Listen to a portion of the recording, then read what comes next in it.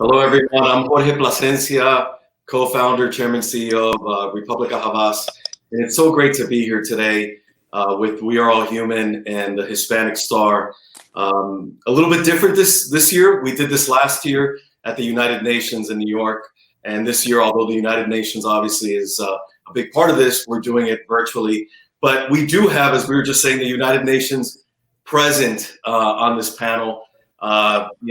These are people that I highly admire, both as professionals and as humans.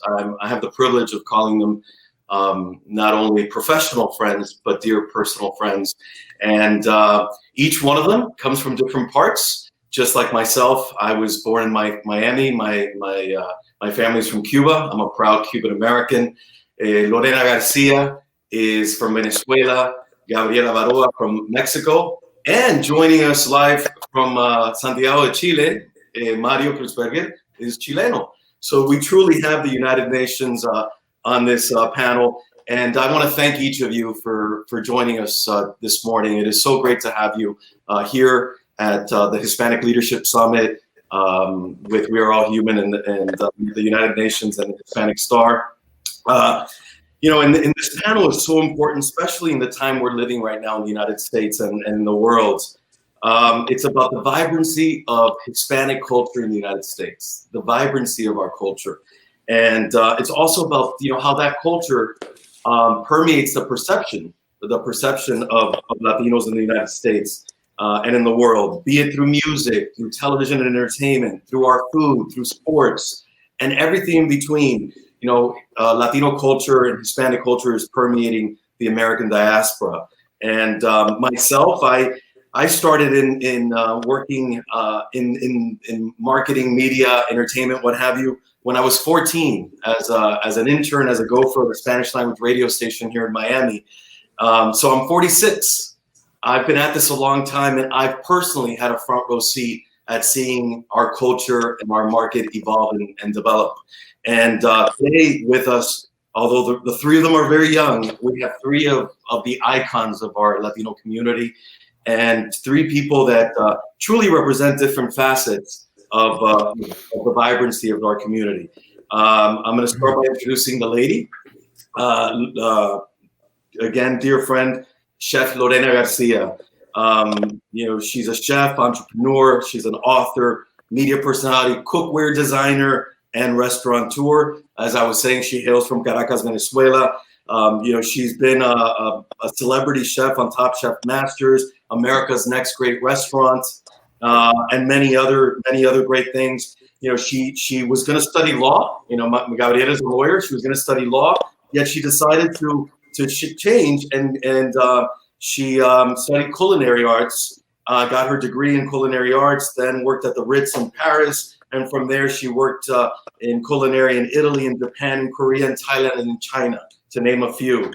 Her restaurants, and I have to say, Lorena, congratulations. Your, Chica in Miami, thank God, just reopened this past Saturday, after obviously being closed a number of months due to the pandemic.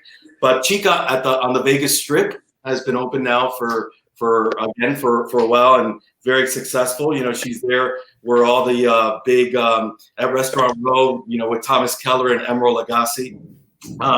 But she also has, her restaurants at airports. But she's taking our culture directly to the people at DFW, at the Atlanta airport, and here in Miami.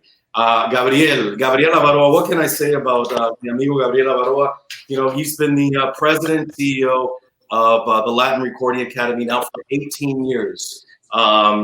He, as president of the Latin Recording Academy, he has truly been, part of this explosion of our Latin culture and our Latin music. He has been leading that way.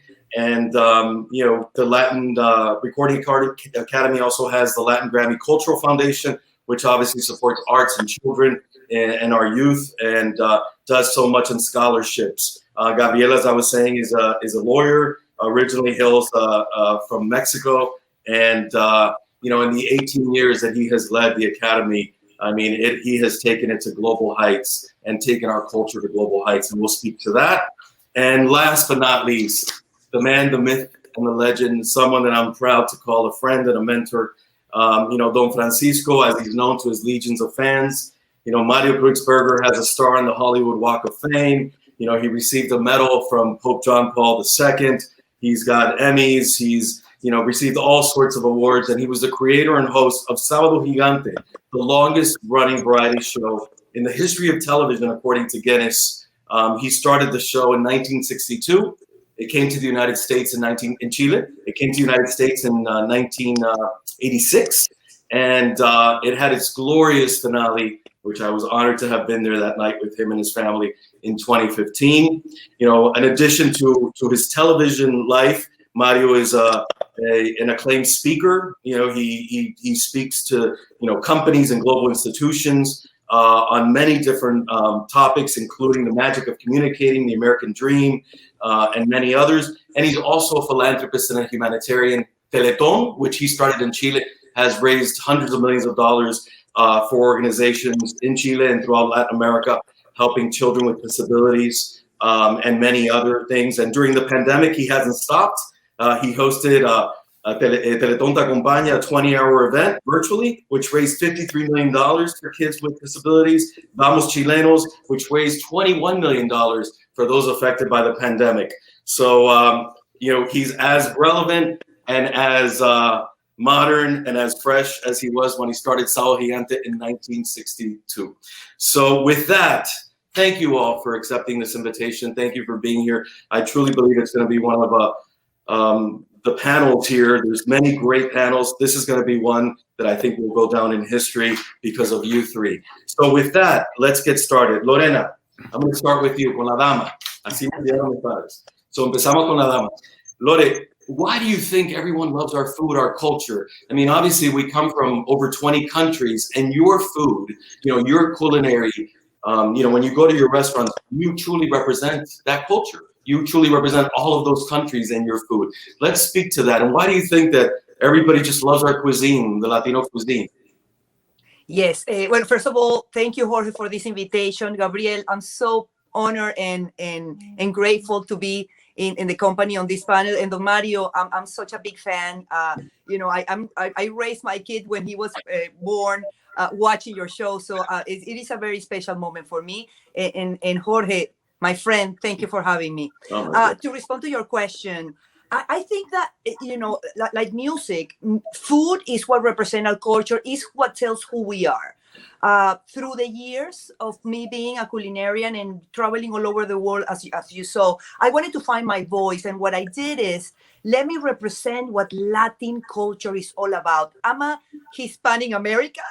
I'm a Latin American by trade. And I'm literally, I swore the flag of the United States, but I was born in Venezuela. So I have that very engraved in my soul. And when I speak about the food, and when you see all my restaurants and my books and everything that I do in the shows, is having that common thread of cultures that unite us literally as a thread. And I think that that's why we feel so identified. And when I talk about Chica, for example, that thank God we open as you said, Saturday. It's the representation of Latin American cuisine as a culture. As soon as you walk in, you want to feel that you are like in a little corner, either Venezuela or Argentina or Chile or Colombia or even Central America. It's that feeling. And I think it's in the blood. I think that you're automatically going to feel that there is a flavor there that goes beyond what you're eating.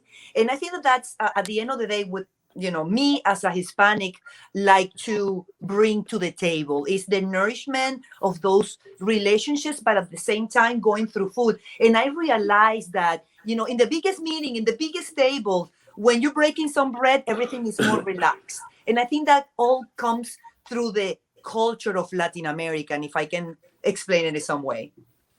In regards to the restaurants you have at airports, how do you feel when you're at Dallas-Fort Worth, which is kind of that hub for the United States in the center of the country? And I've seen it many times when I'm there, everybody at your place eating our, and tasting our culture. How does that make you feel? Or when you're in Vegas and you're at your restaurant in Vegas and you see that it's packed with people enjoying Latin food and Latin culture, how does that make you feel with it? Extremely honored. Let me tell you, I am the first Hispanic woman to own a restaurant in the Strip in Las Vegas. When we're talking about over 4,000 restaurants, I'm the only female on property, Hispanic as well, with over 40 restaurants in the Venetian alone. It's surprising, first of all, to see that. And also confident because I realized that the acceptance of Latin cuisine as a culture, it's broader than what I think the expectation was.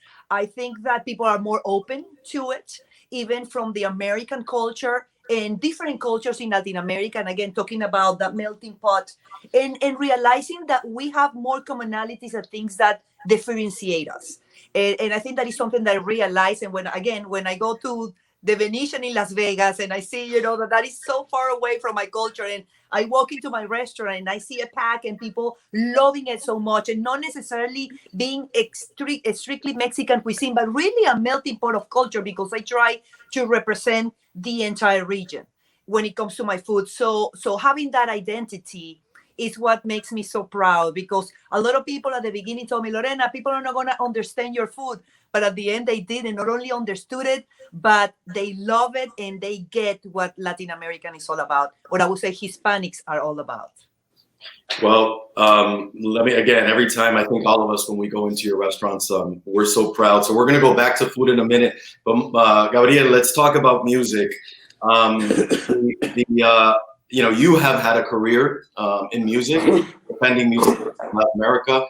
And, you have truly been one of the pillars of entertainment and music, Latin music around the world.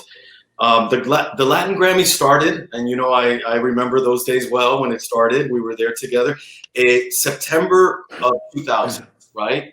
So it's been 20 years since Latin music, since Latin Grammy started, and I remember vividly because I was working in the music business at the time. There were some artists that did not agree with maybe the Latin Grammys because, are we going to, is this gonna, create like a separate Grammy and we're not going to be a part of the big Grammy? And today, the Latin Grammy is, just as prestigious and as revered by both, Latin and American and global artists. One thing I want to say about that is, Gabriel, did you ever think that Latin music was going to outsell country music in this country where country music is the essence, right, of the U.S.? So let's talk about that. Let's talk about you. Let's talk a little bit about the Latin Grammys and what you've been able to do there, my friend, as its president and CEO. Thank you, Jorge. First and foremost, I am very honored to be here with a group of friends, Lorena, Mario, and obviously you. So having this conversation is a conversation among colleagues who share some of the ideas. Now, it's my style to bring a little bit of shock. Sure. And you have helped me. You have helped me to pave the road to do that. Lorena started the conversation saying, "Food like music," and I was going to start my conversation. Well, music like food, and then probably Mario will come and destroy both of us with a beautiful concept. The truth is this. Latinos and Hispanics, whatever we are going to be called and whatever we want to be called, we must recognize that we are very different. And one of the problems we face is when people try to tackle us as if we were exactly the same. A monolith, right? The truth is that there are certain elements that bring us together. So I said, who is here today in the screen? Well, when we saw Sábado Gigante, we were watching, of course, a beautiful human being full of energy, fun as hell, but also very profound in his ideas. But at the end, he was the father or the grandfather, and now I'm going to call him the great-grandfather of all of us being in a family reunion, very much Latin American style, where you dance, you laugh, you have fun, and all of a sudden you can cry. Right. So what else do you need in those kind of family reunions among Latinos or Hispanics? Well, you need music and you need food. And those three elements, amazingly, are the ones that bring all of us together. But let me just start by using one of the things I said that you paved the road for me. You said that when the Latin Recording Academy and the Latin Grammys started, there was a lot of opposition. Yes, from our own constituents. Half didn't like to be Latin Grammys. Others wouldn't have never accepted to be the Hispanic Grammys. But the truth is that I inherited the name. So I couldn't basically erase whatever we have done, good or bad, but to try to piggyback on the name. And what we did was to create a connection between Latin concept and speaking in Spanish or Portuguese, period. Mm-hmm. Because we don't want to leave our Brazilian friends out of the equation. If we consider ourselves only Hispanics, which I would have done if I were Don Francisco or working in his crew, because he didn't address the Portuguese-speaking countries, I would have done that. But if you want to integrate all the Ibero-American continent, including Spain and Portugal, of course, then you can play with the language. And that is what we have been doing. We didn't listen to the criticism. We tried to focus in the beauty of our essence and the beauty of our music, and just kept going. And believe me, I had a joke which I shared with my staff. I said, just imagine that we are traveling in a canoe full of holes against the stream. Yes. with two rowing things that are broken. And if that were not enough, someone is throwing stones from the sides, and these are our own people. Right. Well, we kept smiling, and the beauty of the music brought, and now we have a beautiful jet that represents everything that the four windows in this panel represent. And I think that helped us a lot. And just to end my part, the most beautiful statement that I had was a couple of years ago that a very prestigious musician came to the Latin Recording Academy to protest that he had never earned a Latin Grammy. And I said, "Guy, you have got 3 Grammys." And he said, "Yes, but I want my people to recognize me, not the ones who do not know our music." Right. What a validation. What a validation. And speaking to that, Gabriel, what can you say about what's going on right now? Because, obviously over the years, and, I worked with Gloria and I worked with Shakira, and others. And I think back then you had Gloria, you had Shakira, you had Enrique, who started on Mario's show. You had, these different folks, right? Today, we have, Balvin, Maluma, Bad Bunny, Karol G, Becky G, etc., etc., etc., etc., etc. And all of those names are mainstream in America and are mainstream in the world. I remember last year I was in Europe, and then I everywhere that I would go throughout Europe, I would see our Latin artists in concert all throughout Europe. Then I went to Morocco. I saw them there. Then, beginning of this year, I went to Vietnam. I went to Singapore. Everywhere where I went in the last year, our Latin artists, a lot of these names were the main performers at festivals with 250,000, 1 million people. What can you say to that, Gabriel? Well, the most important thing is that I feel that people who are going to be watching this panel, many of them are not Latinos or they are not Hispanics. Correct. So let me be a little bit blunt and to tell them that it's funny to listen to a Cuban American speaking about artists from Colombia, from Mexico, from Cuba, from Puerto Rico, from Chile, from Brazil, as if they were your own. That's exactly because right. That's the beauty of music, just as is the beauty of food or reunions. We feel entitled to be part of that genre or that music. So that's number one. Now, things happen because someone did the work before us. Correct. Gloria. Let me go a little bit before in time. Let's go to Jose Feliciano, to Los Panchos, let's go to Santana. Right. Let's go to Sergio Mendes. Mm-hmm. And all those people began paving the road. When Gloria Estefan came, she used it and sent it through the roof. And then Ricky Martin came and he had 1.5 minutes to show the world who he was, and he grabbed it, and he basically catapulted Latin music everywhere. Yes. The beauty is that we have great music. The artists who are now taking over and being the crossover are extremely intelligent, and they are very active, and they have the beautiful power of the nets and the platforms and the social networks, and they know how to use it, and they are champions. That's exactly right. So Mario, I want to talk a little bit about what you have given to the world, right? When you started Sábado in the U.S. in '86, there was roughly 10, give or take, million U.S. Hispanics. You know, today we're about 62 million. Back then, about 10 million, right? At that point, there had been people that you were standing on their shoulders. People like, you know, Joaquin Blaya and Carlos Barba and René Anselmo and others, right, that had come before, right, that had come before. When you got there in '86, you took, and it started with a local show in Miami on Channel 23, and then it became a national phenomenon on what became Univision, right?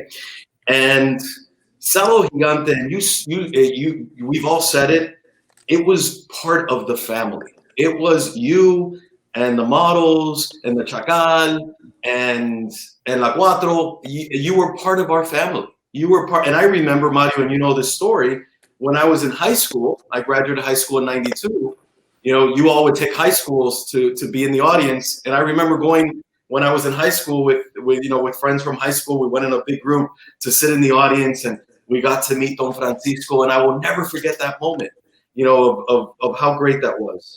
Mario, like Gabriel said, every Saturday night, you brought us all together, right, for all those years. And what was so important, I think, as we celebrate the success of Latin food, of Latin music, of Latin sport today, of Latin literature, of everything, you brought these people into our homes every Saturday.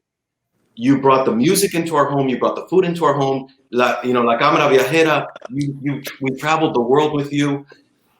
And I say all that because people may say, oh, but that wasn't what the grandmothers were watching that. No, the entire family was watching, from infants to little children to teenagers to people in their 20s to people in their 50s to Abuelita, who was 92, and everybody in between was watching Sábado Gigante. If you were a brand, and I'm a marketer, the show you had to be on was Sábado Gigante if you wanted to launch your brand to the U.S. Latino market. So Mario, let's talk about that, because history is going to be very good to you, my friends. History has been good to you, but when people look back on the life of a legend, you are that. So let's speak to that, Mario. How do you feel? Because you're one of the most humble people that we all know. You're one of the most kind people we all know. But you've broken every glass ceiling. Let's talk about it. Thank you very much, George, for the presentation. When I came here in 1986, I had in my mind one idea. That was the idea that I was growing in my home country in Chile for 24 years, because I started in 1962 when I was 22 years old. And I found out in my country that the king, the big force of our audience was the family. Because at that time, there were only 2 networks, sometimes 3 networks. No cable, no tapes, no nothing. Then the family was sitting in front of the TV set for hours. My program originally was 8 hours live. And then I had another, after the news, another program, a talk show, 2 extra hours. That means 10 hours every week. When I was in Chile, right?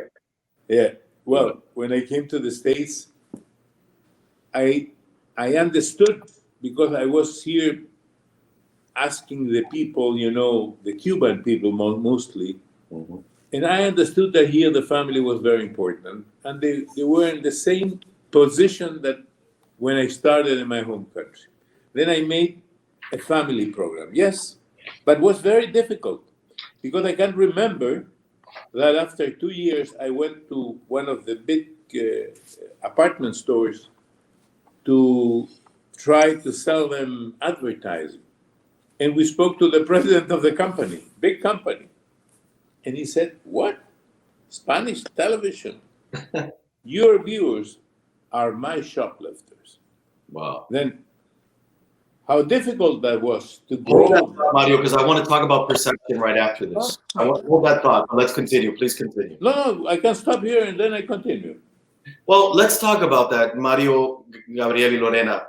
Why is it that still, despite all these years, all this success, we have, Sonia Sotomayor on the Supreme Court. We have members of the, Congress and Senate and CEOs and doctors and scientists and astronauts and teachers and you name it. Why is it that the perception of our community today is still sometimes, Mario, what you just said? Why? Yeah, because first we are underrepresented. You've met Claudia Romo Edelman, and that's part of why we're here today, right? To shift that perception, to change the perception of Latinos. Why is it that still corporate boards, right, are not representative of Hispanics the way they should be, of Hispanic men and women, Latinos and Latinas? Why is that? Gabriel, what would you say to that? Obviously, because you're at the front line there with our music, right? And with such an important institution in this country. Thank you, Jorge. Let me try to expose it in a very, very friendly and brief way. Yeah. Everyone has the right to have a perception about anything and any person. So there is this perception. Let me talk about my country just to make sure I don't offend anyone. You speak about Mexico or Mexicans, you immediately think about people who may be a little bit short, screaming like mariachi, drinking tequila, and having siesta, which is a total lie. It's hardworking people. Most of the country is beautifully programmed to give their best. You go to eat to any Mexican restaurant, and the way you are going to be treated is with dignity, with great sense of service and pride. So who is wrong? Is it the person who has the perception, or the person who knows who we are and has the obligation to go out and promote that? So at the beginning, we spoke about Latinos and Hispanics, and now we have this thing called Latinx. Correct. That someone is branding us with. And we can cry, and we can complain, and we can get angry and upset, but it is our obligation to get together and educate everyone. If Lorena doesn't explain to people that does not know about our food, how does it come from? Why is the corn so important? Why is the potato such a special ingredient in Peru? Or why ceviche, or why arepas, or why tortillas, and talk about choclo and the difference between avocado in one country and as a dessert in another. If we don't explain it, who is going to explain it? That's why we're here today, my friend. Yes, that was my statement. And thank you, because I think that's so important. Lorena, I don't know if you want to add. Yes, absolutely. Yeah, I'm totally in agreement with that. And one of the things that Don Mario said, that we are misrepresented when we think about the workforce of the food industry, they're Hispanics, Latinos, 99% of the time. And and the funny part is that going back to that thought of being misrepresented, is that they believe, or most of us believe, that there is no chance for us to grow because it's that misrepresentation. One of the things that I have to be, that I have put in my north is create those, channels of opportunities and showcase that, yes, there is opportunities for our Hispanics, for us Hispanics, Latinos, to have leadership roles in any industry, to be honest, that we can be well educated and lose that stigma that we cannot do it, or we just simply don't have the opportunity, by explaining exactly what we're doing, where we're coming from. And, you know, in my industry is the reason why we do the things that we do. For example, the sofrito, why we make the sofrito as base for our soups and our sauces, and this is how we prepare, and really introducing our culture through the food in the way that we explain it. And that is something that I have noticed through my career, and every time that I have the chance to speak in a panel like this one, is exactly that. It showcases that we as Hispanics, as Latinos, have the opportunity to gain and to reach these levels of professionalism that probably in the past, because of the misrepresentation that we had, we continue to have, because it's something that it's a constant fight, it's a constant battle. To be able to put that out there. And that's something that everybody asks me, Lorena, how are you able to be there in Las Vegas or in the airport that is so difficult, or in Walmart with my line of food? It is exactly that, and breaking those barriers that yes, we can do it. You have to put your effort. I think that we have to work double or triple in terms of the efforts to really showcase what we do. But that's part of our DNA too. Hard yes, work. I mean, I refuse to be a victim. Yeah. I just, I find another way and let's go. Mario, obviously, with that comment that CEO said to you, I thought it was very important to address perception, right? Because I think, but can we go back to you and what you were talking about? Because, you were talking about I only like to add something, because Sure. yes, we can explain what the choclo is, what maize is. We can explain everything. Right. But that's and it will help a lot that Lorena explained, that I explain on television, that Gabriel explains to the performers, but that's not enough. The problem is that in the United States, our community today is about 20% of the population. Correct. And our representation is about less than 1%. Then if you like to change that, you have to vote. You have to be represented. And that is the biggest commitment that we need to have with our community, to convince them to participate, to vote. The power of their vote and their voice. The power of the vote, I think that is more powerful than anything that we can explain. Excuse me that I wanted to add that. No, that's very important. So let's go back to Sábado Gigante, right? Yeah. Because, when we speak of Latin culture, and I was saying this earlier, I believe that part of the reason why Gabriel's Latin Grammys have been so successful with our younger people, with our youth, and why all this new talent is coming all the time, Latin talent, is because you, Mario, during that whole era, sembraste la semilla. You planted that seed in all of us to be proud of our Latin culture, to celebrate our culture, to celebrate family, to celebrate our food. Obviously, there was, you and many others, but you were there as a constant every Saturday night. Every Saturday night, the #1 rated show, many times beyond the English language TV stations. How do you feel about that? How do you feel about the fact that Sábado Gigante was such a catalyst to the culture that we live today? I feel very proud about that. I accomplished my American dream coming to the United States, and after 35 years. But also I have to tell you, because in 20 years, I'm going to be 80 years old. That I'm just... Wait, you said in 20 years, when are you going to be 80 years 20 old? days. 20 days. You said in 20 years. Oh, I think in your mind, in 20 years. No, in 20 days. In 20 days, I'm going to be 80 years. And this is, everything what I did, it's very good. I'm very grateful. I'm very happy. But, I just finished a book, my 4th book. I know. Under the name Con Ganas de Vivir, with desire to live. And I think, you have to have always something new in your mind. You have to do something. I will start again this year.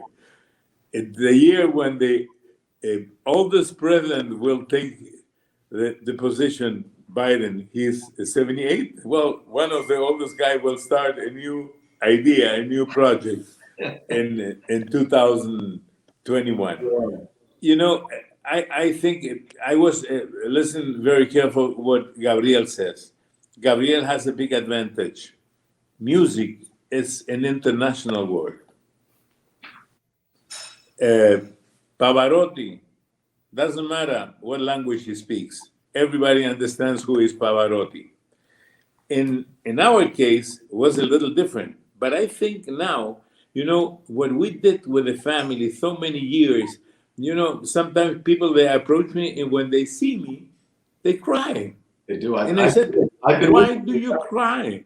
Because now I remember sitting in the lap of my grandmother, of my mother, sitting with my brothers in front of the TV set when my mother was working and cleaning apartments. Well, that makes me very proud. But at the same time, I have to say this pandemic has changed for the future. You know, I was watching two big series, Danish series. Right. I don't understand not one word in Danish. But the series is terrific, right? Then you can listen in Polish. It doesn't matter the language. Right. You need only subtitles. Right. Then I think the future of television is going to be the same. Right. You can watch Sábado Gigante in German. Why not? With subtitles. Sure. It's going to make fun too.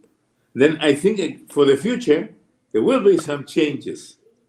But we are talking about what we did during this 35 years in the United States, that we unify the family, that we are in the heart of the family. And during that time, the community was growing and always more respected. Sure.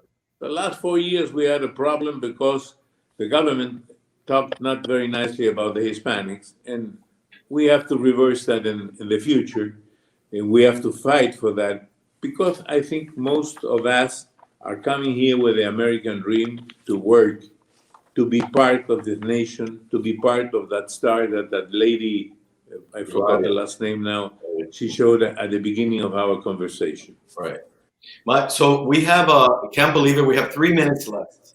I know this conversation can go for hours, but we have 3 minutes left because we have to be respectful that this is during a summit, right? And we'll do different panels. I wanna start with you, Lorena. In 30 seconds, what message can you send as we go into a new year, 2021, hopefully post-vaccine? What message can you send about the future of Latino culture in America to those watching us?